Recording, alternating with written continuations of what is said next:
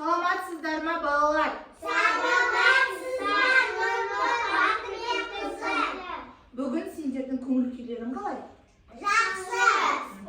Балалар, бүгін сабақты қызықты да көңілді өткізейік, жақсы ма? Дайынсыздар ма? Олай болса, сендерге сұрақ. Қазір жылдың қай мезгілі?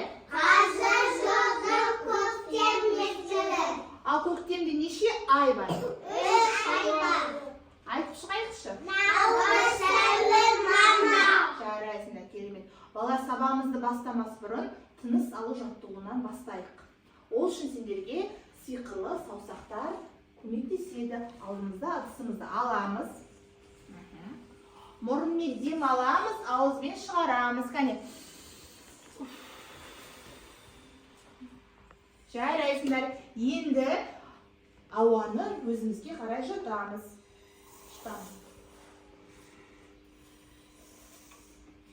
Керемет, жарайсыңдар. Ендеше балалар, мұрынмен дем алып, ауызбен шығарамыз қайтадан. Кәне сиқырлы саусақтарымызды шығарайық. Жарайсыңдар. Енді сиқырлы саусақтарымызды тығамыз. Керемет, жарайсыңдар. Ендеше үстелдің шетіне қоямыз. Балалар, енді тілімізді жаттықтырып алайық. Ол үшін сендерге көмекке қол айнамызды аламыз. Үстелге қоямыз. Қолымызды қойып. Кәне бақа жаттығуын жасаймыз. Піл, бегемот, сағат, әткеншек.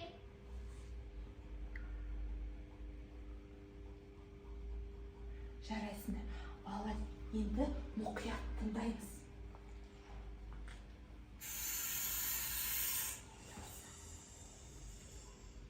Мұқият тыңдаймыз. Балалар, мұқият тыңдаймыз.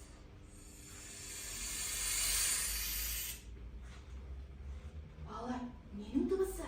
Жылан. Жылан қандай дыбыс шығарып тұр?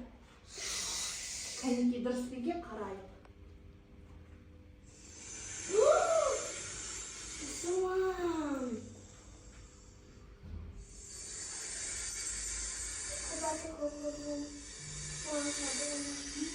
Балалар, дұрыс таптыңдар. Бұл бізде не? Жылан. Жылан қандай дыбыс шығарады? Дұрыс. Кәне бір-бірден айтып шығайық. Ибрахим, жылан қандай дыбыс шығарады? Дұрыс. Айфану, Төрегелді, Сафия, керемет, жарайсыңдар. Балалар, біз өткен сабақта ш дыбысын өткен болатынымызды кәне айтылу қалпын есімізге түсірейік. Ш дыбысын айтқанда біз ерінімізбен қандай күйде боламыз? Қоршау жасаймыз. Тілімізбен кесе жаттығуын жасаймыз. Және де ауа ағыны жылы болады. Кәне. Тағы да.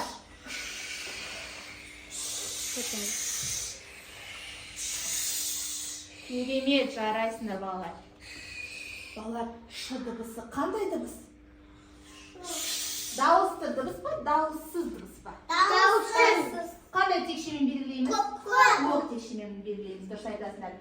Енді айнамызды үстелдің сол жақ шетіне қоямыз. Сол жақ шетіне қойыңдар. Керемет. Балалар, мен сендермен ш дыбысына арналған ойын ойнағым келіп тұр.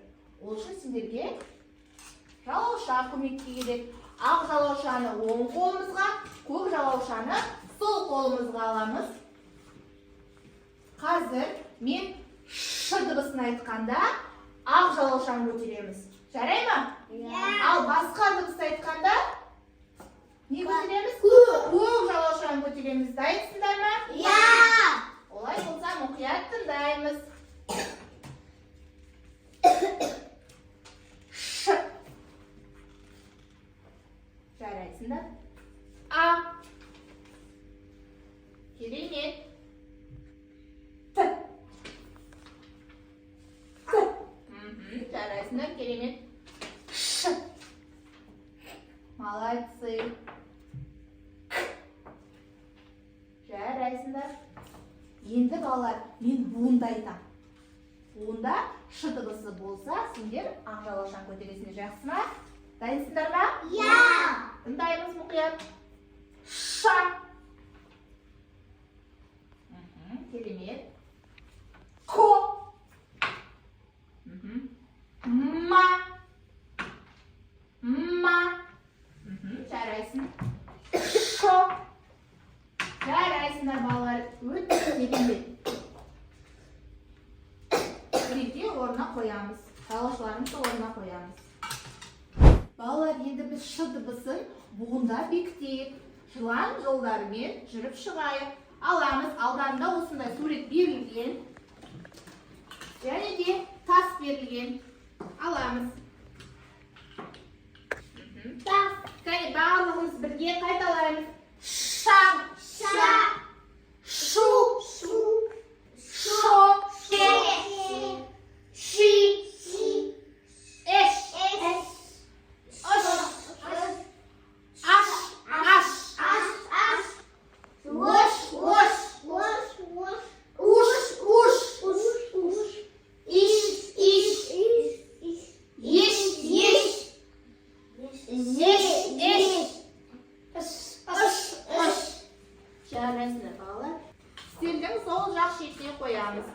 Балалар, енді біз ш дыбысын сөзде машықтандыруымыз керек.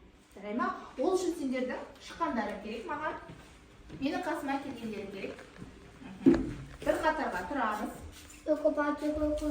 Ау. Кел, түрегелді. Балалар, қараңдар. Мына жерде ш дыбысы бар сөздер берілген. Ш дыбысы сөздің қай жерлерінде кездеседі? Сөздің басында, жарайсыңдар. Қазір мен сендерге тапсырмалар берем. Осы тапсырмаларға секіру арқылы сендер ш дыбысының орнын анықтайсыңдар, жарай ма? Ала ғой.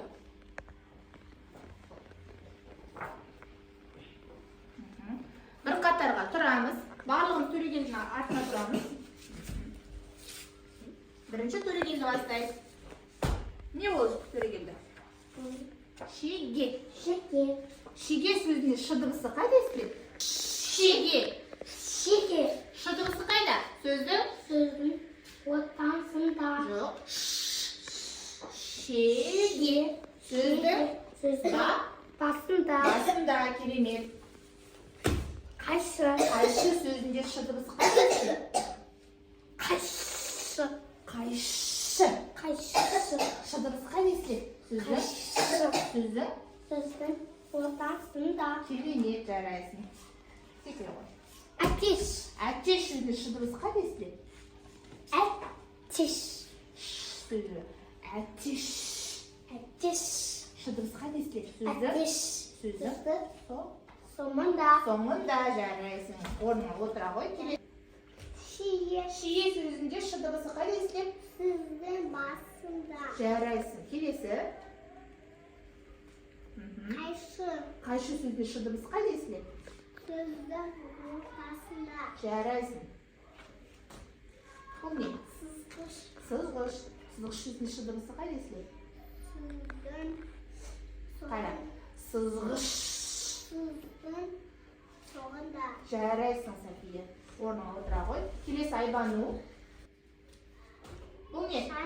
Шана сөзінде ш дыбысы қайда кездеседі? Сөздің басында. Жарайсың. Келесі.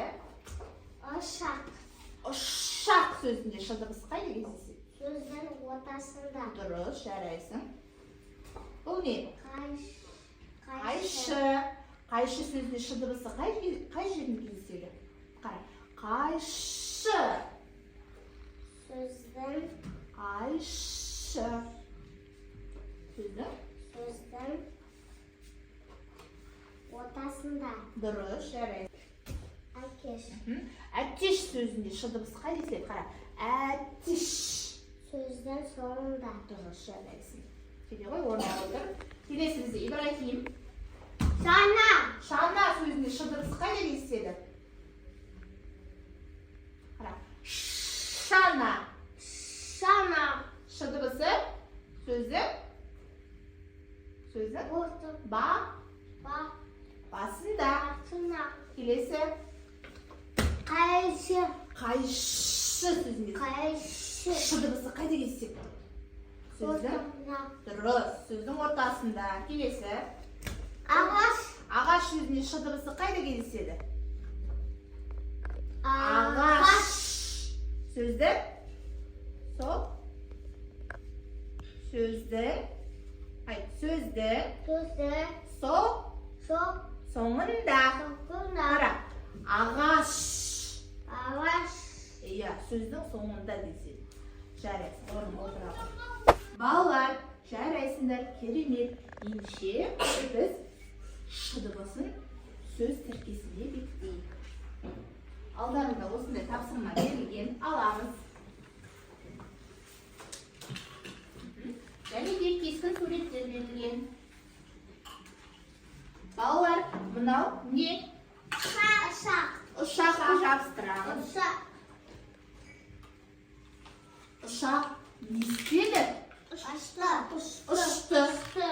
Жабыстырамыз. Ұшақ қайда ұшты? Аспанға. Аспанға. Аспанға. Жарайсыңдар. Кіммен ұшты ұшақ? Ұшқышпен. Ұшқышпен. Ұшқышпен. Кіммен ұшты? Ұшқышпен. Жарайсыңдар, жабыстырамыз. Мынау не? Ұшақ. Ұшақ не істеді? Ұшты. Ұшақ қайда ұшты? Аспанға. Ұшақ кіммен ұшты? Ұшқышпен. Жарайсыңдар, керемет. Енді бір-бірден айтып шығайық. Ибрахим. Ұшақ. Ұшақ не істеді? Ұшты. Ұшты. Ұшақ қайда ұшты? Қайда ұшты? Аспан. Аспанға. Ұшақ кіммен ұшты? Ұшқыш. Ұшқышпен. Ұшқышпен. Жарайсың. Енді Айбану қайталасын. Мынау не Айбану? Ұшақ. Ұшақ не істеді? Ұшты. Ұшақ қайда ұшты? Аспанға. Ұшақ кіммен ұшты? Ұшқышпен. Жарайсың. Төрегелді айта ғой. Ұшақ. Ұшақ не істеді? Аспанға. Ұшты. Ұшақ не істеді? Ұшты. Ұшты. Ұшақ қайда ұшты? Аспанға. Ұшты. Ұшақ кіммен ұшты? Ұшқыш. Ұшқышпен. Жарайсың. Керемет. Ұшақ не істеді? Ұшты. Ұшақ қайда ұшты? Аспанға. Ұшақ кіммен ұшты? Ұшқышпен. Жарайсың. Керемет. Жарайсыңдар балалар. Енді үстелдің шетіне қоямыз. Тапсырмаларымыз үстелдің шетіне қоямыз. Енді ш дыбысын біз сөйлемде бекітеміз. Қазір мен бір-бірден шақырам сендерді. Тақтаға шығып, маған сөйлем құрап бересіңдер, жарай ма? Бірінші, Ибрахим. Келе ғой. Мына қызға ш дыбысынан келетін қыздың атын айтшы. Ш. Шынар. Шынар. Бұл не? Шырын. Шырын. Ішті. Енді толық айта өзің. Шырын. Шырын. Ішті. Жарайсың. Келесі, София.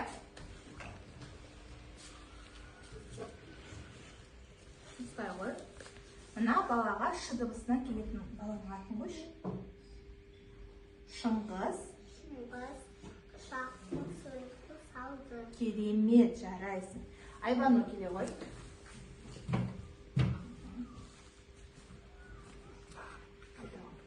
Карандаш, сызғыш, қайшы, оқу құралдары. Жарайсың, керемет. Төрегелді. Жүгірмейміз, келе ғой.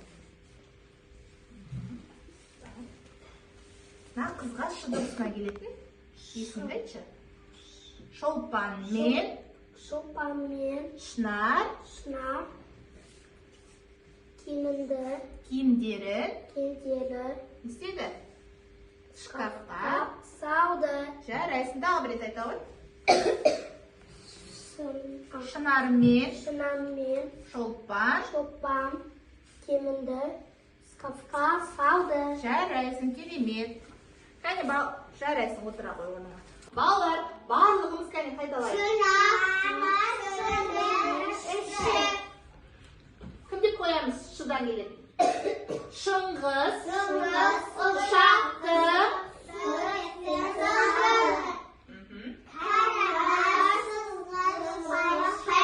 айтпаймыз. Қайтадан. Қарандаш, сызғыш, қайшы, оқу құралдары. Кәне дұрыстап отырамыз. Тағы да. Шолпан мен шынар киімдерін шкафқа жинады. Жарайсыңдар балалар. Өте керемет. Жарайсыңдар балалар. Бүгін сабақ сендерге ұнады ма? Бүгін біз қандай дыбысты еске алдық? Ш дыбысы. Ш дыбысы қандай дыбыс? Дауыссыз дыбыс. Дұрыс айтасыңдар. Қандай текшемен белгілейміз? Көп текшемен. Ш дыбысы сөздің қай жерлерінде кездеседі? Сөздің ортасында, сөздің соңында. Дұрыс айтасыңдар балалар. Ш дыбысынан Ш дыбысы бар сөздерді білесіңдер ме? Кім біледі? Қолын көтереміз. Айбаным айта ғой. Қайшы, төреледі. Әтеш. София. Шеге. Ш дыбысы. Ағаш, дұрыс айтасыңдар балалар. Жарайсыңдар балалар, өте керемет. Мен сендерге күшті деген баға беремін.